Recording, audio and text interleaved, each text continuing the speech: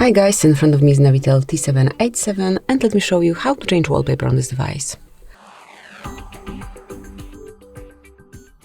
So at first, open the settings, then find and select wallpaper, and here select the source from which you want to pick your wallpaper. It can be something from your photos or wallpapers. So once you click on photos, you can reach all your pictures, and then from wallpapers you can select one from default wallpapers. Actually, we have one picture only here, the green one, the current one. So let me choose something from the photos. Not so sure what's hidden here, but let me apply, for example, this one.